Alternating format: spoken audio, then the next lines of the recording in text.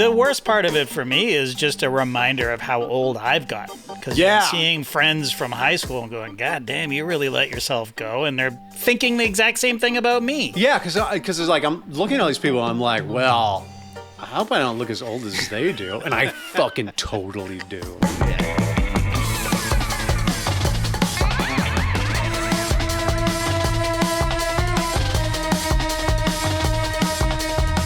Hello and welcome to Is This Good? The show where we boldly, conclusively, and scientifically decide what things in this big wide world are good.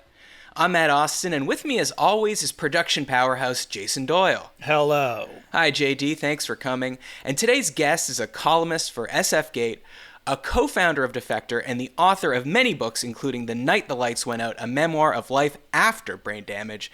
You know him from his podcasting on The Distraction, his mailbags on Deadspin, but I always think of him as the person who alerted me via a GQ profile that Justin Bieber had a line in a song that went, true story, swag, swag, swag on you, chillin' by the fire while we eatin' fondue. A very treasured memory for me. It's the internet's most beloved hater, Drew Magary. Drew, welcome to Is This Good? I forgot about that Bieber lyric. I'm so pleased to remember some lyrics with you. And you know what's funny is I did that.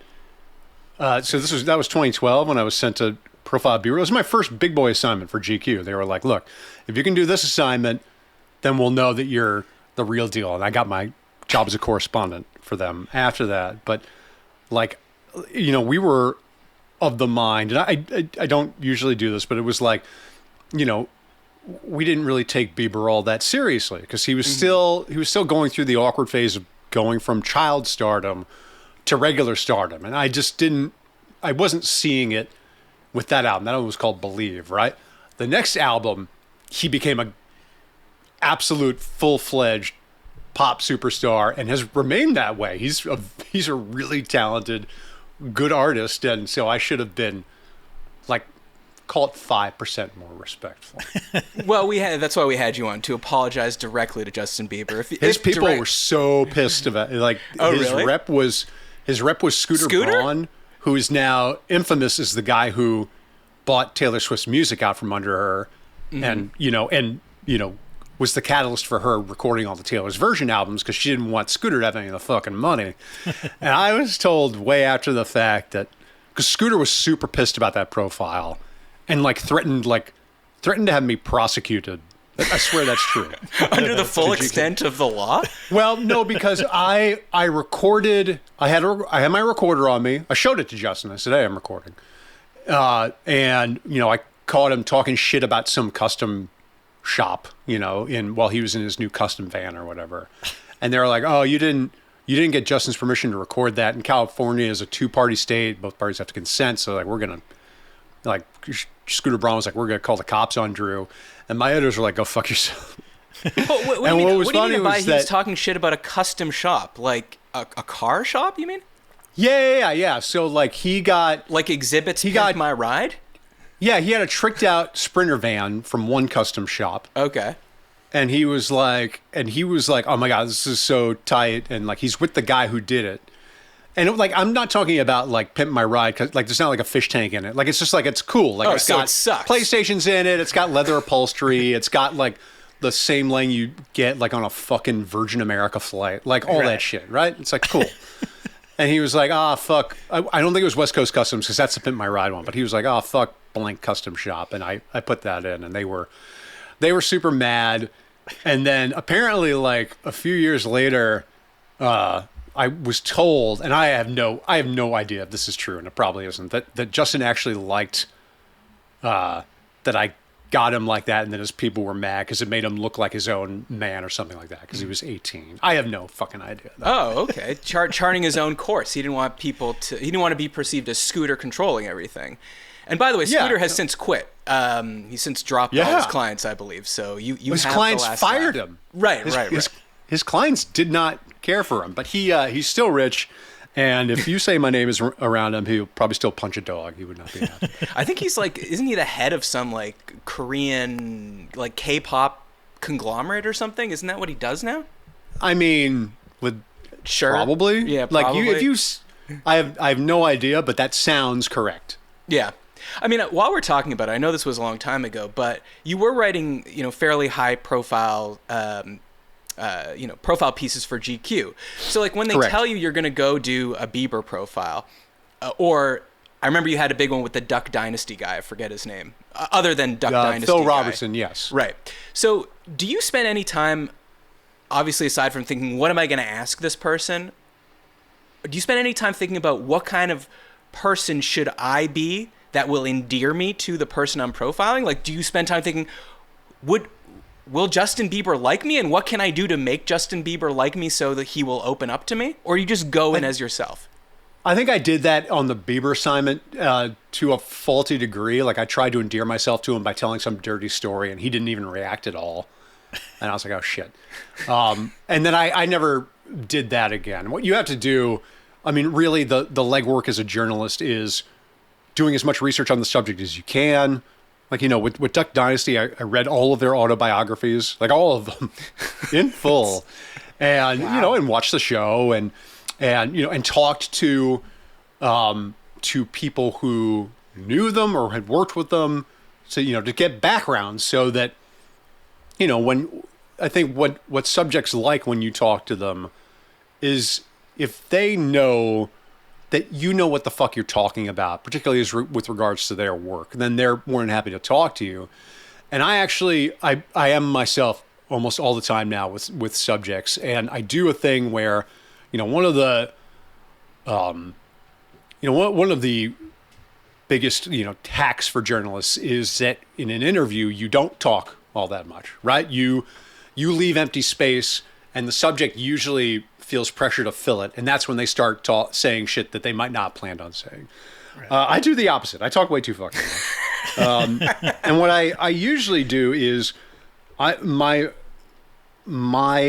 operating philosophy is that the more I give of myself to the subject, the more they'll give back. So, when I talked with Chris Pratt, like Chris Pratt's son, the one he had with Anna Faris, I think he's had more since then, had problems at birth, as did mine. So, I told him about that, and and that's how you forge connections with people, just in general, right? That's how you decide you have something in common. And that was true with him and, and with other people I've profiled. It's just, if you know who I am as a person, and I'm not just some guy who's sitting there with a notebook and a prepared list of questions, and reciting them to you like they're off a fucking PowerPoint deck. Like, you're not going to get anything out of anybody that way. You need to have a real conversation. So I try my best to not have physical, cue cards out when I'm talking to these people, and we talk to them, be as normal, have as normal a human conversation as I possibly can. It's not easy with someone like Bieber, who was 18 and a terrible conversationalist. I'm sure he's better at it now. But it is easy with people who, actors and musicians and people who are really quite used to publicly emoting. That's not that big of a problem. So, like, who's in charge of the classic profile thing where they're like, we took, the Strokes bowling or whatever, you know what I mean? Instead of just sitting down in a restaurant. Like, did you ever have to do one of those where you go do a kooky activity like paintball with Justin Bieber or something? Yeah. I mean, the idea with Bieber was I was going to box him, and then when I got to the studio, he's like, "No, I don't want to do that." And I was like, "Oh, okay." Okay. Like, so yeah, there are. So when I was at GQ, and GQ's not like this anymore, but they would be like, "Hey, Drew, here's this person. They're going to be on the cover. Can you profile them? What do you think would." What do you want to do with them? And I'd have ideas. They might have ideas. The subject might have ideas, right? Like, because they have agents, they have managers, they have handlers. They're like, would be really great if Drew did X with, that was one of the reasons I actually didn't profile Rich Eisen. I was going to go to Pittsburgh and profile him doing the NFL Network telecast of a Steelers game or something like that. But they were like, why don't you go to New York and sit in on his radio show, and you'll see, that he's more than just a sportscaster. And I was like, well, I don't give a fuck about that. I only care about the sportscasting part. So it was like, it's a conversation. It doesn't all happen in a single room with all the parties involved. It's, it's a little bit of a game of telephone. You get a better handle on people when you see them in their natural element. I was able to do that with, the Duck Dynasty guys and with with Jay Glazer and and actually with Chris Pratt, we went and shot guns because he wanted to do that. Because I think he was sort of a closet Republican at the time. Right, he's not, right. I don't think he's all that closeted anymore. And I've fired guns, and I like firing guns, even though I'm an anti-gun person, right? Mm-hmm. So that was like a fun thing to do, and so that was like a cool thing that like the impetus came from him, and it was part of like who he was. So that was a stunt that made sense. That wasn't just us taking a surfing lesson because we couldn't think of anything else to do for the copy. It was, seeing someone sort of in an element and maybe not quite the expected element that you would think of them in. And of course, now you can very much see Chris Pratt doing that. Right, and he's an action hero, so I'm sure he's very practiced at shooting guns. Drew, before we start, cleaned them and also locked them. He was did he? Oh, he's like, Drew, I don't know if this will be good for the article, but I'm going to put a blindfold on and disassemble this Glock in 7 seconds and then put it back together. But if you don't want to put that in your article, that's cool too. This is just some fun things that I do. If you want to support the show, go to patreon.com/isthisgood. And of course, send topics for future shows to isthisgoodpod@gmail.com and subscribe on YouTube. Drew, the premise of the show, it's very simple. I'm going to give you a topic and you just tell me if you think it's good. Here we go. Oliver M. asks, high school reunions, are they good? I was thinking about this because I was just told that it's my 25th reunion coming up in September. Oh, really? And I went to the 10th, and I went to the 20th. And after the 10th, I was like, high school reunions are really good. This is fun. After the 20th, I kind of thought, probably not going to do this again anytime soon. Yep. But first of all, I guess, have you been to a high school reunion? Yeah. So, all right. So for full context, so people know, my high school was a prep school. So already it's like, a lot of people in the audience are going to roll their eyes like, oh, but anyway. Drew, I went to an all boys school. Look at you. Yeah. So was it? Did like terrorists invade it, like in toy soldiers? And like okay, he wishes. I had to pretend I had just got out of the shower when really I was crawling through a sewer. It was crazy.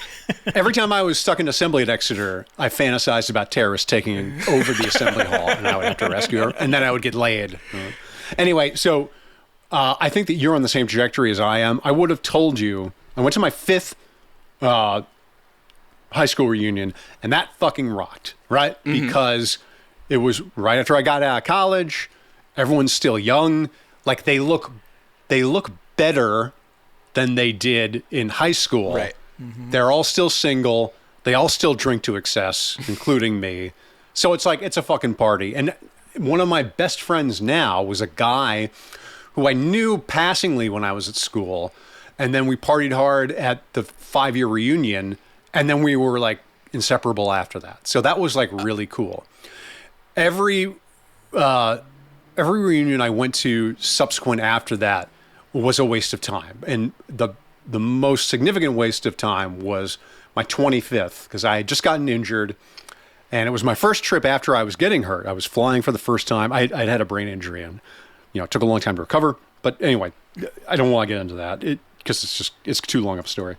And I go to the reunion, and like the people that I kind of wanted to see didn't attend at all, and everyone else like you're kind of like, oh, will she still be hot, or will he'll still be cool? And no, they're all parents, right? They're all parents, and they're all like 40-year-old like white collar workers, and they're all giving each other elevator pitches like it's a fucking networking event, right? So I'm like, well, this blows, and like my best friends from prep school actually aren't in my class. They were like one class behind, and we go on like a guy's like skiing vacation every winter. And I said to them, I think it was a year ago or 2 years ago, I was like, this is the only reunion I need. I never need to go back to fucking Exeter, and I never will. I'll never go back. I mean, unless I have a family member who goes there or something like that, I'll never go to another high school or college reunion. Not a chance.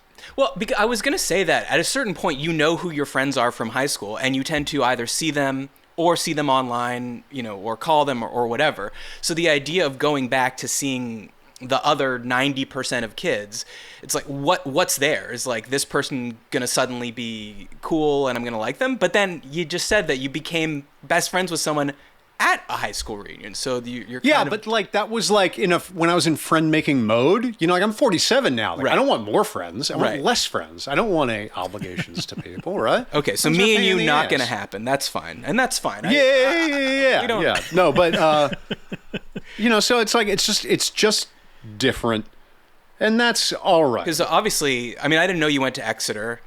JD and I are both Canadian, so we're not super familiar with American schools, but I know that's one of the good ones. So I went, Actually, you know what? I can tell you what I was thinking of is that the other thing is that there's no novelty in seeing these people because Facebook exists, right? And so the initial Facebook, you know, back before Facebook became fucking Uncle Nazi Central, right? Like, it was like you could look up the people that you hadn't seen in 20 years and you could see pictures of them. You'd be like, oh, they still got it or whatever. And that was all you needed, right? That's all you need. You just need to lay eyes on them. You need to actually like talk with them over like a fucking glass of Pinot in a plastic cup. Like, you don't need to do any of that shit. All you need to do is just lay eyes on them. And Facebook allowed you to do that. And Facebook, of course, was conceived by an Exeter graduate named Mark Zuckerberg, and he named it after the student directory of Exeter, which was nicknamed Facebook by all of us. So we would have the Facebook in our dorm. We'd rate all the girls like 1 to 10. Like, oh, is she hot? Would you fuck her? And that's the genesis of Facebook. And so basically, you know, Mark Zuckerberg conceived a social network where people graded each other. You know, first out of horniness, but now out of pure absolute Nazi ideology. So that was a fun little evolution. But you bring up a good point, because Exeter is a fancy school, produces you know, some of America's best and greatest minds. Yes. Did you feel, because to me it seems like you made it. I mean, you're a fucking published author like 5 or 6 times over. I did. I'm a success. You're a success. But did you feel, or did you think any of your friends felt pressure to come back at the 25th reunion and either A, embellish what they'd been up to, or B, not go at all because they're like, I don't feel like I've done enough to go back? No, I don't. No, there wasn't any of that. It was just whether, okay, logistically, can I do this? Because, you know, can I travel? You know, can I get a hotel room? Like all the basic sort of just practical shit. There wasn't any, the cheerleader who wouldn't talk to me might be there, and that would be really embarrassing. I think there was one girl I saw at the 25th who I had a crush on, and I was not. If I had a crush on you in high school, that was not good for you to have that. That was not a good time for you. Were you a dedicated mixtape maker? Yeah, something like that. And I don't think she talked to me, but like, you know, I was like, okay, you know, that's fine. Like, I've been married for 20 years. It's not going to be like, wow, I can't wait to go to a reunion so I can cheat on my wife with someone who didn't fuck me before. Like, you know, I didn't have any of those hangups in my I don't think my classmates did. It was always strictly a matter of logistics and practicality. You know, the social awkwardness, you'll get that feeling. You know, I think everyone at a reunion gets that. You get that old high school feeling. But, you know, it goes from being, you know, sort of romantic and cinematic to just sort of being like, you know, a funny trick of the mind for a few minutes, you know, before you're just at a party with a bunch of middle-aged people you don't really know and you're not going to talk to again until the next goddamn reunion. So, you know, I would say high school reunions they're good, you know, when you're still in the partying age, you know, when you're still in your 20s. After that, a complete waste of time. Yeah, I mean, I'm missing out on the tension I was promised, having gone to an all-boys school, of seeing a girl that I had a crush on and wondering, you know. Right. Or you know, like strutting in because you're like, look who's lost weight, you know, look who looks way better. Like, you know, you kind of want. Oh yeah, because I never once have been to one of my high school reunions and like whispered to one of my friends like, who the fuck is that? Fucking Gerald looks amazing. I didn't even recognize him. Like, you're like, everyone looks the same, and I always find it's the people that don't go to the reunion that should go, in the sense of like the people that were like probably thinking, well, I didn't like that school and I didn't love those people, so they kind of, once you graduate, they disappear off the map. Those are the people that I want to see. Everyone else, I know what you've been doing. Congratulations. Right. I'm the worst person for that because I write constantly about myself.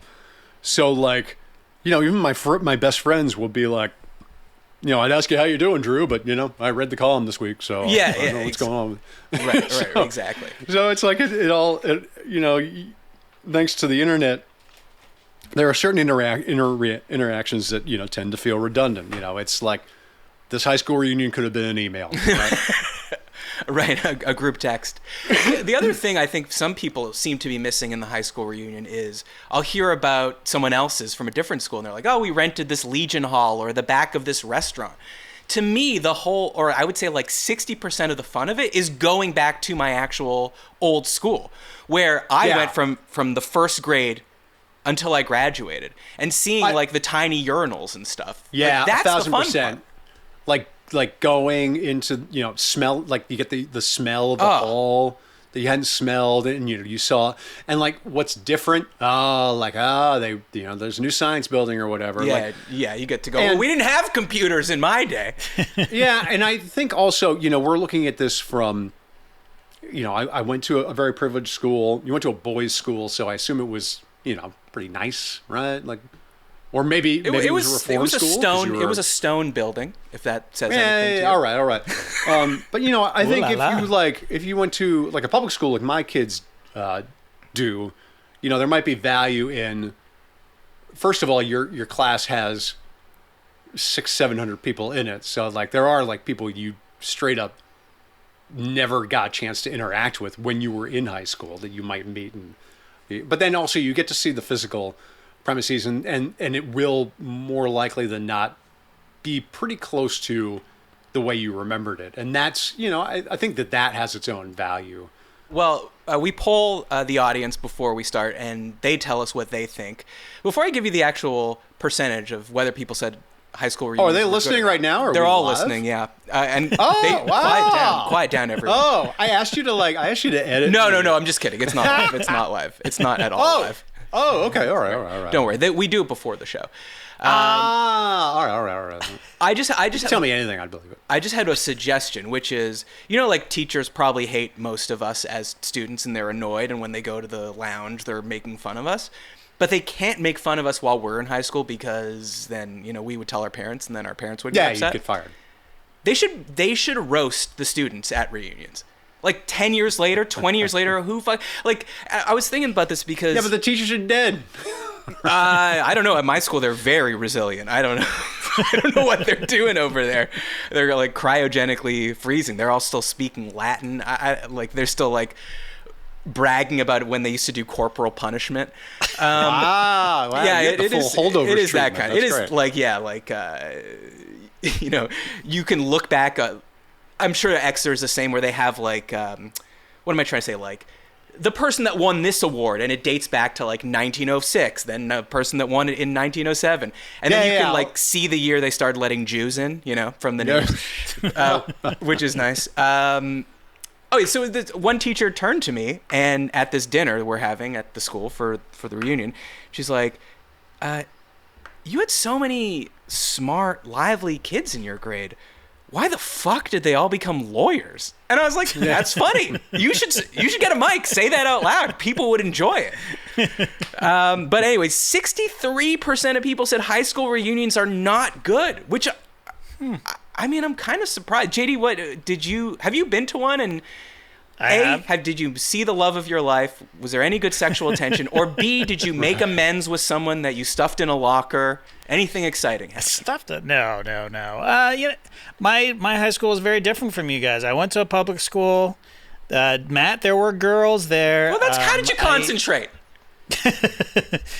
I couldn't, to be honest. And I think I went to my 15-year one, and it was great. And it was a very wide array of how people turned out. Like, there are doctors in my class, there are cops in my class, there are criminals in my class, you know, like just the like chefs, like a huge you know, where people ended up. And I am by far the least successful of everybody, but I kind of have a cool job, so people are like, "Oh, that's cool. You had a TV show on the, you know, in the United States. That's cool." But, you know, I like it. I like talking to my old friends from high school. So, well, yeah, I'm into it. You're wrong. Yeah, I mean, I think that's the thing. It's like, I don't want to look down on people who like high school reunion. Like, I'm not gonna assume that you're all fucking gray ghosts who are just chasing babies and memories, right? Like it's like, oh, this is a nice night out. Like, it was fun. Yeah. And it was a good time. And like, if that's the way you feel about it, I'm not gonna like sneer. Yeah. I can only tell you, like, when I say they're bad, I'm really saying it from my own perspective, and it's not that they're bad, it's just I don't need them. They are superfluous. Yeah. The worst part of it for me is just a reminder of how old I've gotten. Because you're seeing friends from high school and going, God damn, you really let yourself go. And because it's thinking like the exact same thing about me. Yeah, because it's like I'm looking at all these people and I'm like, well, I hope I don't look as old as they do. And I fucking totally do. Yeah, exactly. And it's not like mirrors don't exist, but yet we need to be reflected in the visage of our old friends to see our 1,000%. Of course. Yeah. You always look better in the mirror than you do in a photograph. So true. Always. Interesting. I feel the reverse, but anyway, I have bad mirrors. I have standard apartment mirrors. All right, Drew, let's move on here. When people need help navigating life's biggest decisions, they seek our wise counsel, and we deliver an airtight verdict. It's time to settle this. So, Drew, I'm going to read you an email that one of our listeners wrote in for advice, and we'll help them solve it together. Hi, Matt. For weather-related purposes, know that this story takes place in Boston. I had a coworker ask if we could switch shifts so they could avoid driving in a forecasted snowstorm since I lived much closer to our store. I agreed. They said they would, quote, owe me one. The next morning I woke up at 6 a.m. ready to work, but before I left, I found out from upper management that the store would be closed due to the storm. A few weeks later, I asked the coworker to switch a shift with me, and they balked at the idea, arguing we'd never really switched those original shifts because neither of us had to work on the day of the storm, and that they didn't, in fact, owe me. My argument is A, we both agreed, B, I woke up early that morning on what would be my day off, and I was ready to work, and C, I could have, but didn't actually, have plans the previous evening or the day of that I might have theoretically had to cancel so I could take their shift. Please settle this. Am I crazy, or should this guy have switched shifts with me? Kinda love ya. That's Corey. Oh, thanks, Corey. We love you too. I think this is a pretty open and shut case here, but Drew, I'm curious what you think of it. I'm partial to Corey's side of things. Yeah. Because I don't think it's that much of a favor. Like, because switching shifts happens a lot in working America. Like, my daughter has to switch shifts at her job a lot with people, and they just do, because it's like you're doing someone a solid. So, you know, I don't think, you know, it's funny. I just watched the last season of Curb Your Enthusiasm for work, and like, you know, a lot of Curb. It's brilliant, of course, but it's also, it's centered on people making mountains out of molehills, right? And, you know, this would be a thing where you could argue with Larry David for 9 hours about this and it'd be very funny and all that stuff. But really, it's like, if everyone involved is a sensible party, they just say, all right, and they just, okay, I'll switch with you and whatever, and then it's like done. It's like my kids, if my kids are like, you know, if I have my kid, if you know, I say to one of my kids, oh, you got to do the dishes, and you're like, but I did it last night. I'm like, well, none of the other kids are fucking here. Like, you have to do it. Like, tough shit. And they're like, oh, okay, all right. So it's like, so long as people like grudgingly accept some lightly unfavorable terms, you know, it's just basic sort of courtesy. So I would side with Corey here. Yeah, I think what the person that, we don't know the other person's name, Bob, whatever, what they're underestimating is that the worst part about working and switching shifts is the waking up early. And, yeah. You know, getting dressed in the dark winter of Boston, and like kind of you're like, let's say Corey he didn't have plans. He said he could have had plans, but he didn't actually have plans. But let's say his plan was like, hey, I finally don't have to work today. I'm going to sleep in. And I got a high school reunion to go to. I got 25 years already? Yeah. Yeah, I'm just going to sleep in, get up, make breakfast in my pajamas, and watch TV and not get out of them. That's a perfectly fine day off. But you ruined that day by making him get up at 6 and be in the mindset, some might say grind set, of going to work that day. So once he wakes up for that shift, it's over. Your morning's ruined. His morning is ruined. Yeah. And so he has, in effect, switched the shift with you by being willing to work. And on the converse side, Bob, the guy he was going to switch with, whether or not the store opened, Bob got to have his day off. He got to sleep in. He wasn't like checking with upper management to see like, oh shit, did they actually open the Ben & Jerry's or not? You know, it's just be a good sport. You know, it's not that hard. You know, if it were a much grander imposition, like, you know, if I had to book a flight ticket and you canceled on me, you know, or something like, I don't know, but you know, something that had a lot higher stakes than a work shift. And I know work shifts are important to people, but like it's just a work shift. Like, change your shift. Who gives a fuck? Yeah, he already changed his schedule to accommodate this other person. This person should have switched with him. But this is very rare in Is This Good History, because we have a follow-up from Corey, because he sent me the email, and like a respectful podcast host, I thanked him for sending in the email. And then he wrote back and he said, for what it's worth, comedian, author, and judge John Hodgman was doing a radio appearance shortly after this event happened, and the radio station solicited potential cases for him to rule on. I submitted this, and the host read my account, and Judge Johnny Boy ruled against me, saying that since nobody had to work that day and it was a wash, totally missing the nuance of my argument. Am I missing something? I've never understood my coworker or Hodgman's opinion. I think my coworker was just being a self-centered dick, and now I can only conclude that Hodgman may be one too. Wow. Oh, that's disappointing. I like John. I know. What's this guy going to come for Asif Manvi next, you know? Maybe John Hodgman is a morning person like I am and doesn't think there's a huge sacrifice in waking up early. That could be. Or he's never worked a day in his life. Yeah, that's right. He took that I'm a PC money and said, I'm never doing shift work again. That's right.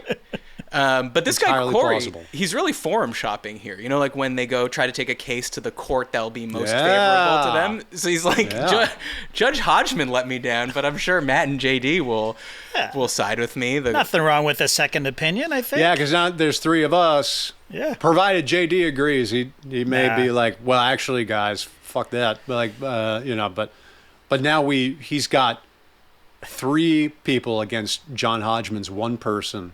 Three notable voices. He's got the majority ruling. Yes. So he's good to go. Yes. Yeah. Bob owes Corey. Case closed. Yes. Okay. JD, it sounds like you agree. Yes. Okay. Perfect. All right, Drew. Not everyone's going to agree with everything you say, but sometimes you have to stand alone on the edge of popular consensus. It's time for unpopular opinions.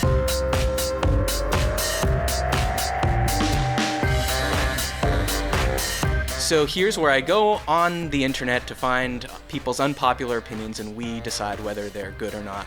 And for this one, I wanted to have a theme because you write a lot about food, you love cooking, and perhaps most importantly, in 2015, you appeared on Chopped, and you don't have to say it, I'll say it for you, you won. I did. $10,000, I believe, and created one of the internet's favorite GIFs. You, what would you call that? Dancing with your thumbs? The thumb dance. The thumb dance. Was that like in the moment, or had you done that before? No. So at the end, they were like, "Oh, do something celebratory." So the first thing I did was the jersey, like the name on the jersey, like held it up. Yeah. Yeah, Classic, and they were like, no, like that. And I was like, He said no. I was like, what are you, racist or something like that? And then I did one other thing, and they were like, no, not quite. And then I was like, oh, fuck, I don't know, just do this. And they were like, yeah, that's good. That's the one. And yeah, I understand. It was like 10 o'clock at night or something like that. I just wanted to fucking go home. Like, that was the thing about Chop. They tell you right away, they say, you either want to lose in the first round or you want to win. Because you don't want to be there because the day is from 6 a.m. to 10 p.m. if you go all the way through. God. And it's like, and the cooking part is by far the most fun, but the cooking part it's as much time as the show. Like all of that is correct. Like they don't fudge that. So you're only cooking for a grand total of like an hour and a half, right? Right. The rest of the time you're sitting or you're being interviewed, but you're being asked the same question 500 times. So they just have coverage and they have, selection of, whatever most sort of, I don't know, belligerent answer that they were able to coax out of you or whatever. So, so by the end, but I was happy I'd won, but I was really fucking tired. So, I would have, if they had told me to take my balls out and swing, I would have done that. Now that's a gif. Yeah. Yeah. Could you just dab for 30 seconds straight? We feel like that's the best way to end the show. Yeah. I actually, now this is not the point of this segment, but I'm curious now because like I don't watch Chopped anymore because I overdosed on it. Just watched it way too much in the early 2010s. But you got the idea. Yeah, I think I got the idea. Got the gist. Yeah. What always amazes me in that or Top Chef, which I still do currently watch, is they'll be showing the chefs doing something which we'll find out at the end of the show was their undoing. Like the thing that really like they didn't sear properly or whatever. They added some ingredient that really fucked up the rice. The whole thing. Oh my God. Don't make risotto. We all know that. Yep. But when they're recounting it in the talking head interview, they all do a good job to me of making it seem like they don't know that was the thing that completely fucked them, because they're doing the interview after, but they're not in the interview going like, and then I added the salt and I fucking didn't realize that it was actually sugar and I really shouldn't have done that. They'll just be like, so then I added some salt, and they just move on. So how did you, is it easier than I think it is to pretend that you don't already know what has happened when they're interviewing you after the fact, but you have to pretend that they're interviewing you sort of concurrently with what's happening? I mean, they sort of coach you to do that. Like they're answers they want out of you. Right. Because they were like, well, what would a chopped win mean to you? And I was like, well, it'd be pretty cool. It'd be awesome. But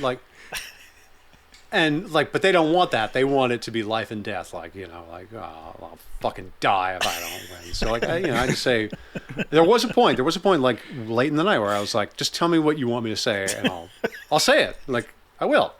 And they were like, okay, all right. Like, and if there are things that like in the telecast, like the cooking itself isn't fudged, but of course with the interviews and the backstage interviews, well, they interview you for an hour and they're only going to use 40 seconds of what they've gotten.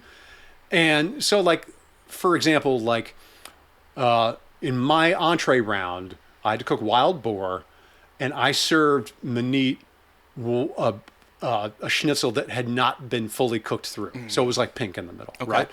And I was like, oh shit, I'm fucked. And I talked about it in the interview. None of that made the final episode. Right. None of it. Right. And I think someone, and one of the other contestants got cut. That never made the final episode. I microplaned my finger. I didn't bleed, but it was like, they're like, could you bleed though? It'll be great for TV. Yeah, because usually like that's the kind of finger condoms on. That's the kind of thing that gets the record scratch, like in the soundtrack, right? So like it's there is there's the magic of and the deception of editing involved in shaping the narratives of a course or a person's sort of backstory and all that stuff. Like they took me to like for my intro video, they took me to DC and did all this shit with me. They didn't use any of it because it's 42 minutes. So what they pick and choose are good. They're going to use what they can cut in the fastest and will have as much impact as they can get out of it. And it's not going to necessarily super adhere to reality, but that's just the nature of the beast. But let's get to some unpopular opinions about cooking. First one here. Sure. Spaghetti ain't all that and shouldn't be more popular than every other type of pasta. So this person on the internet continues, at least in the US, it seems like spaghetti is much more popular than any type of pasta. Is there a reason for that? I mean, just about all dry pasta is equally quick and easy to cook and goes just as well with different sauces. Why is spaghetti the popular one? Why not say rigatoni? And I have a theory on this. I'll just float this to you, Drew, so see what you think.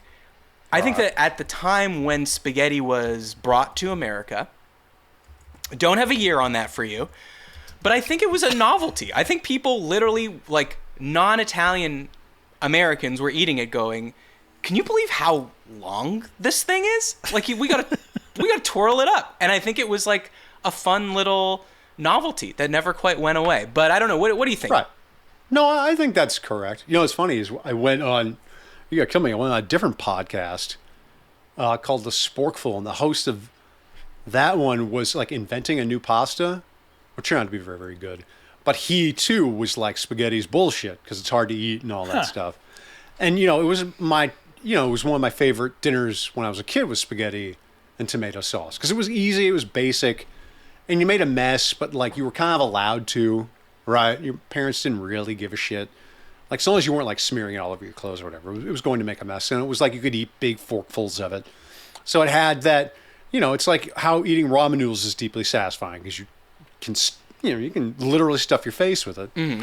And so I like spaghetti in that regard. But I have a son who likes pasta but doesn't like spaghetti because he thinks it's too hard to eat. So I sort of get where people are coming from if they're not down with spaghetti.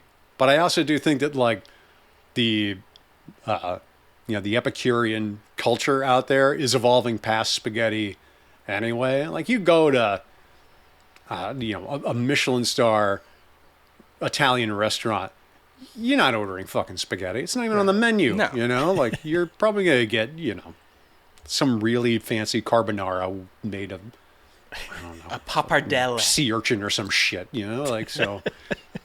Yeah, okay. But do you subscribe to the theory as a cook? Because I think like the orthodoxy is certain pastas are required for certain sauces. Because sometimes you want them like if it's a hollow noodle, you want the sauce to get in there. Or if it's a ridged noodle, it drags the sauce better. Sure. I think that's true, but I think people are putting a little too much. Like, for instance, between a ziti, a penne, and a rigatoni, like if one of those noodles committed a crime and you had to describe it to a police sketch artist, it would all look like the same noodle. That's my point. What's funny is my wife loves rigatoni and hates penne. And Why? To this day, no, I don't know. Can we get her on? Is she in shouting distance? Wait. I'm the exact opposite. I love penne. I hate rigatoni. Rigatoni's too thick and tubular. It's too much air in between. But I think my wife is like against like the diagonal cut of penne or something. I'm not even going to ask her about it after this because it's just a waste of time. Yeah, I guess it just depends if you like your pasta ridged, but I find people go a little too heavy into it. And it's also like a flat noodle seems to me would be easier to make. Like obviously if you're just buying it in a store, fine. But in terms of spaghetti's popularity, like a fettuccine would be easier, wouldn't it? Because it's just flat and you don't have to make it circular. But I don't know. What the fuck do I know? But the bottom line is... I don't make... Yeah. Oh, I'm sorry, JD. Go ahead. No, I was just going to say spaghetti is for kids. And we all grew up eating spaghetti. It's fun to eat. In our house, me and my two boys would take our shirts off on spaghetti night. That rocks. And it was just a fun way to eat. It's messy. Kids... Your bare torso is your bib. Exactly. And kids mess up spaghetti in the cutest way. They say paschetti. Fettuccine, you can't get a kid to say fettuccine, so it's just better. Like, spaghetti is awesome. So it's like one night you sit down, your son starts taking off his shirt, but there's orecchietti on the plate. He's like, well, this doesn't call for it, so, ruined. Exactly right. All right, let's get to the next unpopular opinion. People need to stop overreacting when they find a hair in their food. Person continues, I found a hair in my food today. I picked it out, flicked it away, and kept eating. It still tasted great. If people find multiple hairs, then I can understand saying something, but just finding one singular hair should not ruin your whole meal. I agree with that. Yeah, I mean, this is I don't unpopular give a because fuck. people do fucking freak out. I've never understood why people freak out more about hair. Well, I guess I know, because they're seeing the hair. But you don't know what's going on back there. Like, we all have this idea of, like, oh, they've got a dish full of these tiny metal spoons, and then they're tasting it, and then they're putting that one, they're discarding that one, and their saliva's not getting anywhere near this. And I don't believe that for a goddamn second. If they're making a meatball, they're pressing their bare hands with whatever shit's under their nails to craft it. Like, I mean, if you have latent, if you have residual germophobia from the pandemic and stuff like that, I sort of get it. But like, it's a hair. It's inert. It doesn't even have cells. So it's like, it can't, if it were like a toenail, we'd have a problem. Yeah. Right? But a hair is just, you pull it out and it's the same fucking food. Yeah. And you're almost certainly not going to get lupus because you ate from something that a hair touched, when a hair is just a hair. It's not a pleasant mouthfeel, though. We all have to admit. You get one and then it's... Yeah. No, I don't want to eat it. Yeah. Also, like 90% of the time, the hair is mine. Right. Like, well, like I can identify it. Like that ain't the lunch lady's hair. Like, I know that color. That's my own stupid hair getting in there. But it's also, maybe it's I have residual grossness from, if that would happen at when I was younger, that your schoolmates would always say it was pubic hair. So that could be the thing. JD, But if it's a pubic hair, like, it's wiry. Like. Yeah, honestly, the thing that really gets me is I keep thinking it could be a hair growing out of a mole. I don't know why my brain goes there. And if that's the case, then the dish should be burned. But JD, I feel like I know the answer. You would never return a plate of pasta if it had a hair in it, would you? Absolutely not. I mean, look at me. I've got a Duck Dynasty beard. There's no way I'm not getting blamed for it, regardless of the color. So, well, that's no, but you made it, like, you surreptitiously made a good point where it's like, do I want to return this and have to wait 20 minutes for another dish? No, I'm fucking hungry. I want to keep eating. I don't want to interrupt. Like, my need to eat supersedes my germophobia by orders of magnitude. It's not even fucking close. Right. Yeah. But do you agree that if it's more than one hair, then it's gone too far? Yeah, I think, because then it's like, it betrays a lack of care in how you were preparing my food. One, I get it. We're all human. We all make mistakes. But, if I get the sense that you sort of mopped the brisket with the top of your head, then I might be like, that might crush my appetite a little bit. Yeah. Okay. There's also the ensuing groveling that happens from the restaurant usually, which makes me uncomfortable as well. Oh, really? It's There's no more hair. there's no more groveling in restaurants. That's over. Okay. I mean, I guess my Applebee's is better than yours. Well, it must be, because now they think that you're doing it like you brought the cockroach and you put it in the pasta to try to get a free meal. Right. Wait, JD, what about that? Yeah, what about an ant or an insect in your food? Return or pull it out? I mean, I think I'm just pulling it out, to be honest. All right. Yeah. What a hero. Well, that's like if I buy like organic produce and like sometimes it's like a little tiny ant with a fly on it. I just flick out. I don't give a fuck. But in a bag of salad, I don't even think you could return that. They'd be like, "What do you? It grows in the ground. What do you think is happening?" Yeah, I wouldn't care that much about it. A cockroach, different story. Different story. Cockroaches. A full, a male adult rat. I'm not. Female rat, fine, but male adult, yeah. All right, one more unpopular cooking opinion here. Anybody who won't share a recipe because it's a secret family recipe is a pretentious jerk. This person writes, someone just flat out refused to share a recipe with me because they claim it's a secret family tradition that nobody else can know about. Who the fuck cares? Food is made to be shared. Get over yourself, appreciate that someone likes it enough that they want to recreate it, or, believe it or not, make it even better. When people do eventually share these recipes, 9 times out of 10, it's super standard and only has like one minor change. Adding a secret pinch of sugar to your chili, or doubling down the brown sugar in your cookies, or reducing the water in your stock does not make it your family's recipe. Stop pretending your grandparents are fucking Gordon Ramsay. They haven't invented a new way to cook. Give me the goddamn recipe. I say preach to this one. I mean, well, first of all, Drew, do you have any secret family recipes? I don't think I do. I mean, I have a family recipe for chili, but I publish it every year. So, and that was an episode of Curb. That was in the final season where they. Oh, the vinaigrette dressing, right?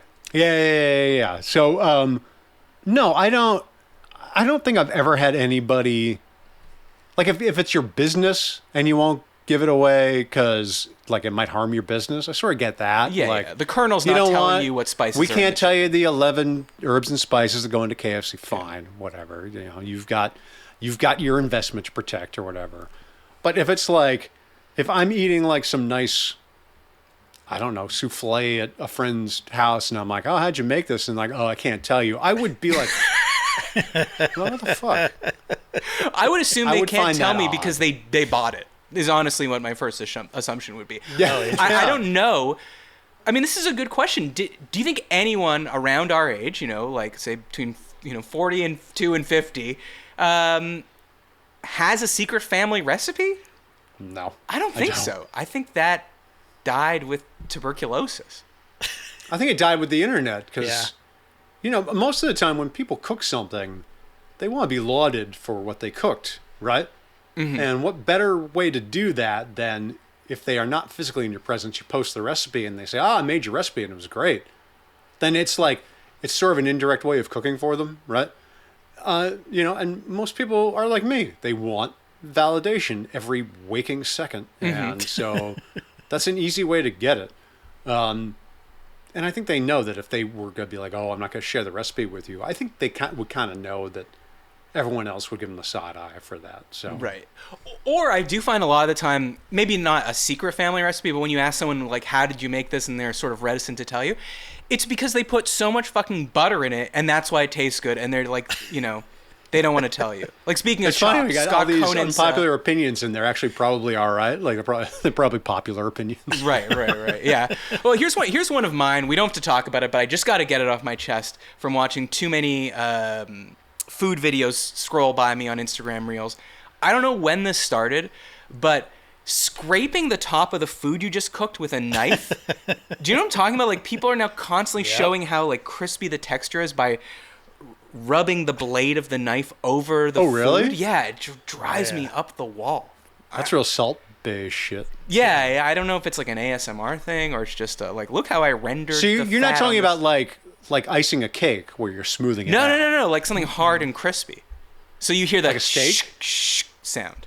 It's usually a steak or a piece of meat or something like that. But yeah, but like a piece of meat is self-evidently tasty looking, if you cooked it right. That's what I'm saying. It's you gotta overkill. hear it. You gotta hear it. So someone saw someone doing it. Exactly. And they're like, oh, that looks cool, so I'll do it too with mine. And then it just went from there. And now it's like, you have to do it, or we don't know.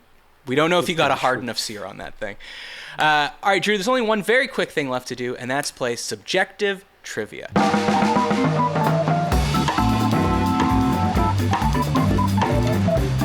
So subjective trivia, it's just like regular trivia, except only I know the answer. Oh. And I have my answer written right here, so you know I'm not cheating. The goal is for your answer to be my answer. And since we were talking about Chopped, that inspired today's question. And the question is, which Chopped judge would I most want to have dinner with? Now, they're not cooking for me. We're just going to a restaurant, not theirs. We're just having dinner together. We're just hanging out. Your options are Jeffrey Zakarian, Amanda Freytag, Marcus Samuelsson, or Chris Santos.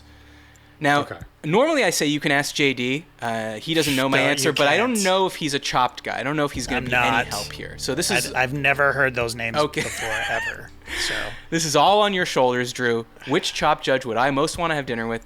Jeffrey Zakarian, Amanda Freytag, Marcus Samuelsson, or Chris Santos? What do you think? I'm gonna say it's a layup, and say it's Freytag. Okay, interesting. Why do you say that? Because she's attractive. Okay. She's a cutie. And she's charming. So she's very charming. She's one of the nicer judges. Like she's not a cock. So, like Zakarian, I actually like all the Chopped judges, but he's gonna be like his job is to be a little bit precious and to be tough on the contestants. You're like, you might be a dick. You know, so it's like I would rule him out. Samuelson, I actually talked to on the phone. He was very nice. So anyway, I'm sticking with Freitag. Okay. So I basically had it down to two. One of them was Freitag, but my only hesitation was I'm gonna want to get the juice, the gossip from Seth, and she might be too nice to give it to me. So therefore, yeah, no way she would give it to you. But I don't really think any of these other people are that cool. Aside from Marcus Samuelson, who I did see once at a restaurant hiding beneath an enormous wide-brimmed hat. Chris Santos. Chris Santos probably the top judge most likely to talk to you about crypto. Yep. I don't think he was one of my judges though, and he could not have been nicer. Oh, actually, is he really nice? Damn it. They all couldn't have been nicer. Oh, well, that's unfortunate. But he was very personable and just like, you ever have that rapport where it's like with people where it's like you always kind of knew each other, you know, like a good job interview sort of rapport, like it was like that. But in the end, you are 100% correct because the answer is Amanda. You beautiful bastard, you did it. Your reward is you could tell people where to find you. I mean, we let people do that anyways, but it's more fun when you earn it. All right. Listen to The Distraction with me and David Roth every week, and subscribe to Defector.com and read me over at sfgate.com. And buy all your books. Buy my books. Buy all your books. I got books. Hey, I don't want to brag, but I read The Postmortal. Oh, that's the one that has sold the most copies. But it's your first one too, right? Isn't it? Yeah. So my first novel, I haven't beaten it. Yeah, but it's just it's just time, right? Eventually. Yeah. It is. It was cool though for a while because a couple years after it came out, it started to get run as a common year read. Oh, really? For college students, their freshman year. And so colleges would invite me to their campus and pay me to talk to the freshmen, like to give a speech to the freshmen. And that was so ego boosting. It was just the coolest thing ever. And you got paid for it. That was pretty awesome. So I enjoyed that. And then it stopped happening. I was like, wait, what? I'm not going to get invited to a college campus every year for the rest of my life for 10 grand? Shit. I thought once you're in the canon, you stay in the canon. That's what I thought, but no. God damn it. Okay, well, one of these other books will get in the canon. We'll start a petition. Get Drew in the canon. Whatever that means and however that's done, we'll do it as a thank you to you. Remember to check us out, patreon.com/isthisgood, and send me emails at isthisgoodpod@gmail.com. Thank you for listening. Thanks so much to Drew for coming on. Thanks in advance for leaving a 5-star review for everyone. I'm Matt Austin, and this was good. We'll see you next week.